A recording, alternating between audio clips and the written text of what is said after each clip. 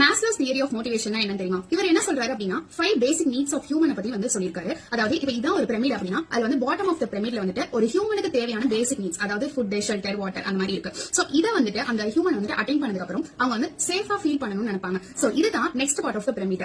அதுக்கப்புறமா வந்துட்டு அவங்க வந்து to be loved by the others. இப்ப அந்த சேஃப்னஸ் ஃபீல் பண்ணதுக்கு அப்புறமா நெக்ஸ்ட் வந்துட்டு என்ன பண்றாங்கன்னா லவ் வந்து எதிர்பார்ப்பாங்க. அண்ட் ஃபோர்த் ஒன் வந்து என்னன்னா செல்ஃப் எஸ்டீம்னு சொல்றாங்க. செல்ஃப் எஸ்டீம் நம்ம எல்லாரும் வந்துட்டு ஒரு ப்ரௌடா வந்துட்டு ஃபீல் பண்ணணும் அப்படின்னு சொல்லி நினைப்போம். ரெஸ்பெக்ட் வந்துட்டு எதிர்பார்ப்போம் மத்தவங்க. சோ அதுதான் fourth stage of the pyramid. And fifth, அதாவது அந்த டாப் ஆஃப் த பிரமிட்ல வந்துட்டு கடைசியா என்ன இருக்குன்னா செல்ஃப் ஆக்சுவலைசேஷன் இருக்கு. இந்த செல்ஃப் ஆக்சுவலைசேஷன்றது என்னன்னா நம்மளுக்கு நம்ம எதுல வந்து பேஷனேட்டா இருக்கும், எதுல இன்ட்ரெஸ்டா இருக்கும். எக்ஸாம்பிளுக்கு பிளேயிங் மியூசிக்கா இருக்கட்டும், டிராயிங்கா இருக்கட்டும், சிங்கிங்கா இருக்கட்டும், எதுவா இருந்தாலும் சரி நம்ம எதுல பேஷனேட்டா இருக்கும் அப்படின்னு சொல்லி அண்டர்ஸ்டாண்ட் பண்ணிக்கிறதா அந்த ஃபிஃப்த் ஸ்டேஜ், அதாவது செல்ஃப் ஆக்சுவலைசேஷன் சொல்றாங்க.